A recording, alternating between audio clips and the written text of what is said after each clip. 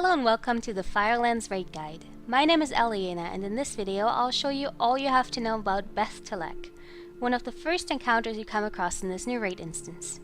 This guide is up to date as of patch 4.2, but some details may become irrelevant or even incorrect in the future.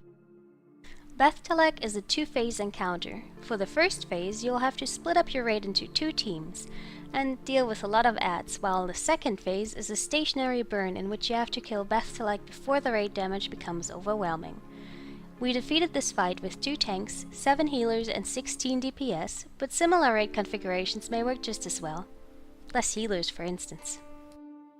For phase 1, you will need a team consisting of 1 tank, 2 healers and about 3 to 7 DPS that's assigned to deal with Beth'tilac herself, who upon the start of the fight will retreat to an upper platform. The rest of your raid stays downstairs and takes care of the various adds that Beth'tilac will summon. The amount of DPS that can join your upstairs team to fight Beth'tilac herself is dependent on how many DPS you need downstairs to deal with the adds in a timely manner. Preferably, you'll want your AoE DPS downstairs, while single target DPS is better suited for upstairs. As soon as you engage Beth'tilac, she'll retreat upstairs and barrage the raid with AoE damage until people join her on her web. Shortly after, a lot of cinder web spinners will appear. If taunted, they'll drop to the ground. They don't deal a whole lot of damage and they target random players. When you defeat them, the strand of spider silk that they descended on will turn into a vehicle that your raid members can click on to reach the top of the web and fight Beth'tilac herself. Make sure that your tank is the first person to climb up and that at least 1 healer follows right after. This should be communicated on vent, and DPS should wait until both tank and healer secure the line. Once on Beth'tilac's web, there's some AoE damage that goes out, but your downstairs team will not have to deal with any more AoE damage until Beth'tilac is by herself again. Tanking her is easy, and the only thing your upstairs team has to look out for are meteors that come down on random raid members and will deal significant damage. Fire remains on the ground where they landed, so don't stand in it. Beth'tilac will continuously lose energy, and once her bar hits 0, she'll start channeling an 8-second spell called Smoldering Devastation. Anyone remaining upstairs when the cast goes off will die. Yep, even through bubbles, so don't even try. While she's casting this, every person upstairs needs to jump back down through the hole in the middle of the web and join the downstairs team. Once she finishes her devastation cast, Beth'tilac will go back to dealing AoE damage to everyone downstairs and sending more spinners into your raid. So repeat the same thing you did last time. Kill the spinners and take the vehicles back up. She'll cast Smoldering Devastation 3 times before permanently joining your raid downstairs, so you'll have to repeat this pattern until then. While your upstairs team is busy repeating this cycle, your downstairs team has to deal with 2 more types of adds: Cinderweb drones and Cinderweb spiderlings. The spiderlings will move towards the drones, and should they come close to them, the drones will eat them and gain an attack buff as well as some health back. So your goal is to kill the spiderlings before they ever reach the drones. The spiderlings will always come from the northwest, northeast, and southeast corners, which leaves the southwest open for your downstairs tank to drag the drones to and tank them.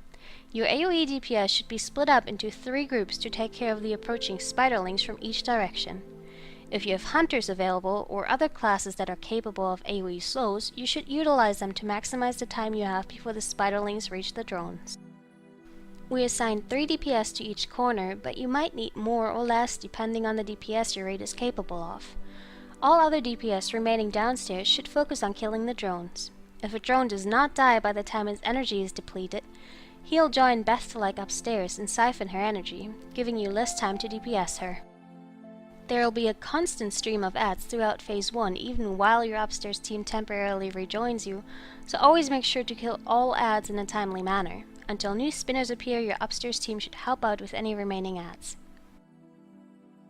Finding a balance of DPS for all the adds as well as the upstairs team is half the battle of the first phase.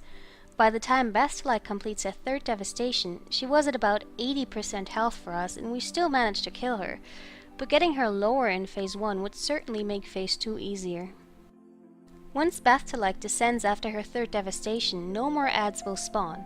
If you have any adds remaining though, take them out as quickly as possible. Beth'tilac will cast Frenzy on herself periodically until she dies, and with each stack of Frenzy she gains, she'll do 5% more damage. This applies to her normal hits as well as her pulsing AoE damage. This sets a soft and rage timer. The shorter this phase is, the better. Other than that, it's a tank and spank phase. The tank that picks her up at the start of the phase should drag her to the middle of the room, and the rest of the rage should stack up at her tail end. No one should remain within 10 yards of her current tank, as he'll stack up a debuff called the Widow's Kiss, which makes him deal damage to others within 10 yards around him. The Widow's Kiss also stacks up a healing debuff, and after a while, he'll barely be able to be healed at all. At this time, your off-tank should taunt Beth'tilac while your main tank runs out of the raid to reset his debuff. If needed, make good use of Bloodlust, Heroism, or Time Warp during this phase, and set up a chain of raid cooldowns such as Powered Barrier, Rallying Cry, Divine Guardian, or Tranquility as your frenzy stacks get higher. Tanks might also want to utilize self cooldowns towards the end of the fight. That's all the tips I have for Beth'tilac. As always, good luck and have fun. I've attached footage of the whole encounter in case you want to see how we dealt with the various mechanics in detail. We're about to engage the encounter here, and the first thing Beth'tilac does is disappear to a web upstairs, and she leaves us with this spray that just deals AoE damage to everybody. It deals a significant amount of damage, but you see already the spinners are appearing and they die really fast. So as soon as one spinner leaves his line, the tank can go up and the AoE damage stops. A healer should follow right after, and then all the other DPS and other people that are going upstairs can join as well. I'm one of the upstairs healers, so you can see this is what it looks like. We have Beth'tilac, we have her tank, and everybody else is just kind of spread out around the web. There's a big old hole in the middle. Through the hole you can go back down. It says in the dungeon journal that the meteors that spawn, as you can see right here, will also leave holes, but we haven't actually found that to be true. So the hole in the middle is your best bet to get back downstairs. Her energy depletes pretty rapidly, so as soon as her energy completely runs out, you want to make your way back downstairs, but in the meantime you kind of want to try to deal as much damage as possible. As you can see, she does the pulsing AoE thing, which deals damage to everybody. She does that in phase 2 as well, and it is affected by Frenzy. She's casting Devastation right now, so everybody's going back down and temporarily joining the downstairs team, who are all dealing with the various ads coming in. You can see the spots that the spiderlings spawn at are marked with rate markers. It's a good idea to do that. Spinners are coming down, so we're gonna kill them and go back upstairs here. But you get a pretty decent look at how exactly you're supposed to deal with all the other ads. Finding a lineup can sometimes be tricky, especially if nobody is paying particular attention to the spinners because they're still busy with the other ads. But if you're a tank, well, rather if you're the healer, make sure to follow right after the tank, otherwise he is gonna die pretty quickly.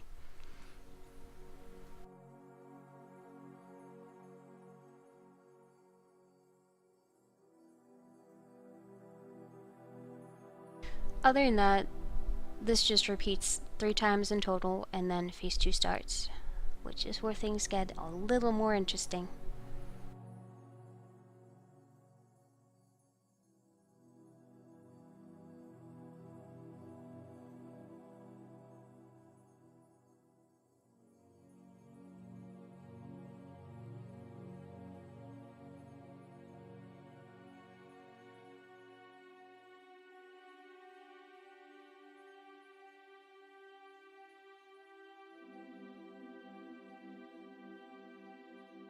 And you can see there's some spiderlings coming in, walking right over a frost trap, away from the drones which are being kited in the background there. Not necessarily in the best spot, but I imagine they had some trouble keeping the spiderlings from the drones.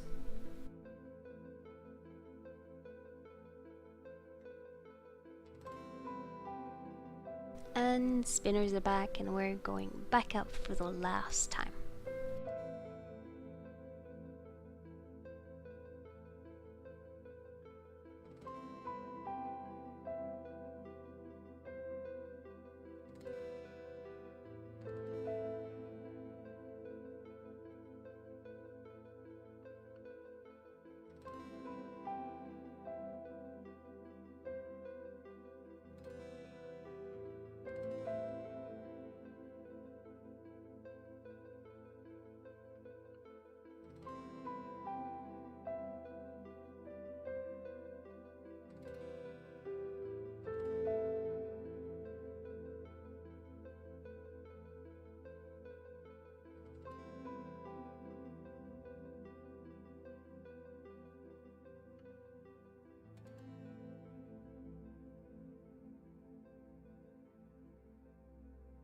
As soon as her devastation cast is over, Beth'tilac will actually go downstairs and the tank has to pick her up immediately.